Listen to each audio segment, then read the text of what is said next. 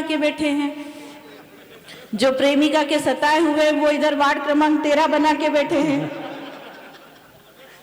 हाँ, सब मतलब ये क्या है, ये मेगा टेंट हाउस, सब टेंट हाउस वाले ही हो। अरे जालिम लोशन, मुझे भी बोलने दे। हाँ बढ़िया, सुनो, परिवार की तरह ठीक उतने ही हो गए हो वापस जितना कि कार्यक्रम प्रारंभ हुआ था तब थे।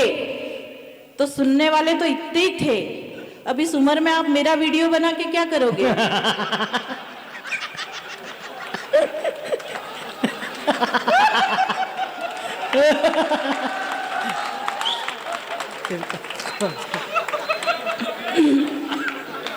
और थोड़ा सा ये जो क्या सर पे बांध रखा है हटा दो तो पता चले कि चांद वांद चमक रहा है, क्या हो रहा है। हाँ, क्योंकि बहुत सारे लोग ऐसे बैठे जैसे उनके सर पे चांद चमक रहा हो। क्यों बा साहब, अपनी भी टोपी के नीचे चांद ही है। हाँ ये देखो, ये निकला चांद। अब समझ में आया कि ये बा साहब इतने खतरनाक क्यों थे कि उनको आवाज नहीं आ रही थी। सही बात तो ये कि इतने 11 नंबर का चश्मा लगा के भी दिखाई नहीं दे रहा था तो पास आके बैठे। और ये चांद तभी चमकता है किसी पुरुष के जीवन में जब दो महिलाएं उसके सर पर हाथ फेरती हैं, एक उसकी पत्नी और एक उसकी माँ। जब माँ हाथ फेरती है तो बाल बढ़ते हैं और पत्नी हाथ फेरती है तो ऐसी हालत हो जाती है। अच्छा, ये बा साहब को देख के लग रहा है कि पूरे मोहल्ले की महिलाओं ने हाथ फेर रखा है।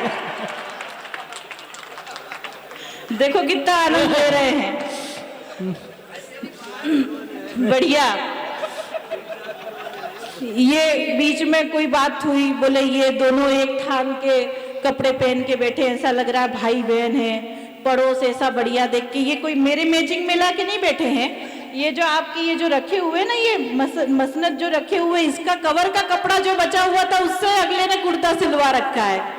ध्यान से देखो आप। और अच्छा पड़ोस देखकर बैठे या जैसे बैठे, तुम्हें इतनी परेशानी क्यों होनी चाहिए? मैं पूछती हूँ, क्यों होनी चाहिए? मैं बताती हूँ आपको। मान लो पुराना इन्वर्टर नई बैटरी के पास बैठ के चार्ज होना चाह रहा है तो तुम्हें क्या दिक्कत है?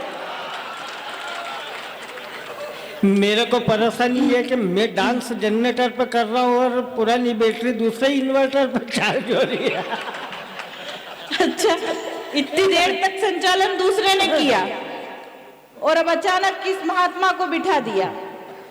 ऐसा लग रहा है जैसे ड्राइवर चला गया, खल्लासी को छोड़ के गया है। और बैठे हुए भी कैसे दिखाई दे रहे हैं। अच्छा, जब कविता पाठ कर रहे तो बार बार एक ही बात कह रहे थे, जनरेटर पे नाच अलग रहे थे। हाँ, तो ये तो इंदौर वाले हैं, इनको तो आदत है, यदि लाइट चली जाए तो ये लोग तो बारात में जनरेटर पे नाच लेते हैं। तो कविता की क्या बड़ी बात है? मैं इतनी जोर से बात नहीं करता, मेरे फेफड़े निकल के बाहर आ जाएंगे। वो पप्पू डर गया, बोले मेरे ऊपर नहीं लटक जाए फेफड़े उतर के। मैं इतनी जोर से बात नहीं करता, मेरे प्राण निकल जाएंगे। अरे भले मानस, जब चेची से ऐसा नहीं है, सबको दिखाई दे रहा है रामगंज मंडी में, तो कहने की क्या जरूरत है? और जान तो वो रही है जो घर बैठी है कि किसी भी लायक नहीं है। आपको बहुत समझ में आ गई बासा? हाँ, खतरनाक अनुभवी है। ये पिछले दिनों चले गए कहीं मेले में पत्नी को लेकर और खो गए तो पत्नी ने कहा, बोले पति खो गया है, सहेली को लेकर थानेदार साहब के पास गई। थानेदार साहब ने कहा कि हुलिया बता दो तो ढूंढ लाएं। अब इनकी पत्नी जो हुलिया बता रही है वो सुनिएगा और इस केजरीवाल को एक बार फिर गौर से देखिएगा।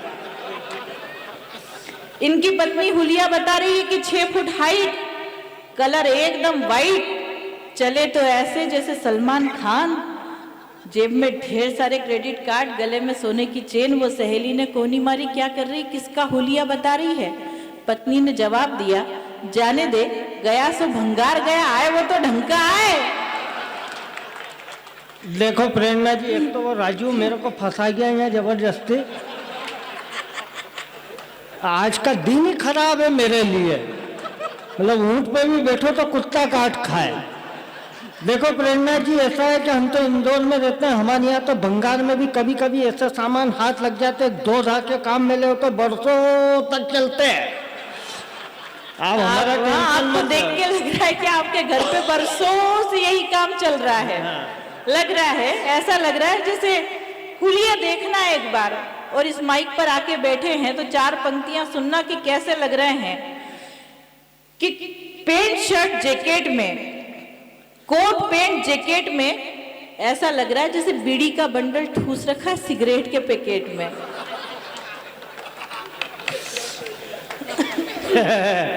विशाल जी कौन कह रहा है? अच्छा, एकदम सही कहा। बहुत कलाकार लोग हो रहे। जामवंत कैमरा इधर करो, अब हम बोलेंगे। ये कह रही है आप मजे ले लो, देखो वो मेरे को फंसा गया पर हूं तो आपका वकील।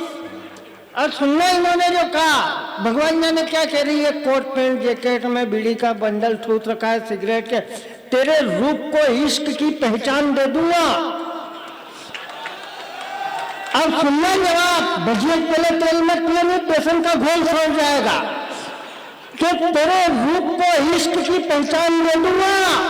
मैं 10वीं फेल हूं पर तेरे लिए हर इम्तिहान दे दूंगा। और एक बार मिलने बीड़ी से माचिस बनकर पहले ही शगुन में अपनी जान दे दूंगा। और जान देने की बात कर रहे हैं, आप कहो तो जवाब दे दूं? ऐसे थोड़ी काम चलेगा। एक बार जोरदार तालियां बजाकर बताओ कि जवाब देना है। और सुनना बा साहब, सुनिएगा, आपकी ओर से जवाब दे रही हूँ। हाँ, ये बा साहब इतने खतरनाक है, मुझे मिल गए कवि सम्मेलन से पहले। मैंने कहा आपके यहाँ पे शादी ब्याह जब उस समय हुआ करते थे तो आपको काकी जी से मिलने नहीं दिया जाता था, आप क्या करते थे? बोले कुछ नहीं, मैं तो रामगंज मंडी का हूँ। मुझे जब तुम्हारी काकी से मिलने की इच्छा होती, मैं हरिद्वार से घंटी ले आया था, मैं घंटी बजा देता, काकी समझ जाती कि मुझे मिलना है। मैंने कहा ये तो रही आपकी बात, काकी को आपसे मिलना तो वो क्या करती थी? बोले कुछ नहीं, वो हर 10 मिनट में आके पूछ लेती घंटी बजाई थी क्या। इतने खतरनाक लोग हैं। तो आपकी तरफ से जवाब देती हूँ, सुनिएगा बासा। कि चमगादड़ उजालों से राज मांगता है, जान दे दूंगा। बित्ती भर की जान जिसकी नहीं है वो जान देने की बात करता है।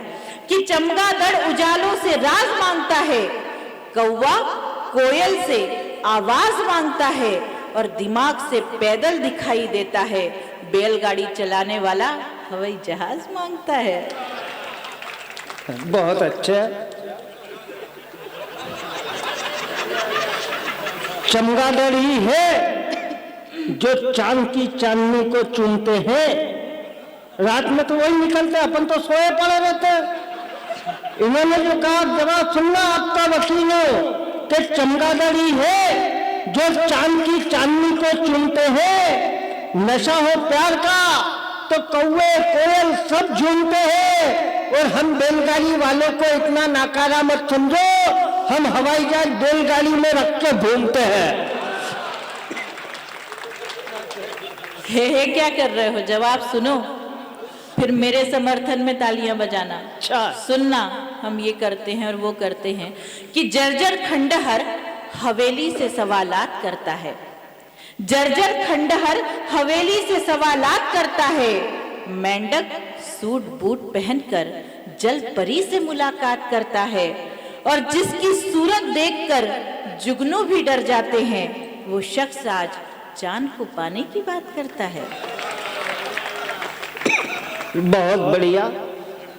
जल परियां खुद हमसे मिलने का बहाना ढूंढ लेती है। अब समर्थन करना बात का कि जल परियां खुद हमसे मिलने का बहाना ढूंढ लेती है। चांदनी आकर हमारे आंगन का ठिकाना ढूंढ लेती है।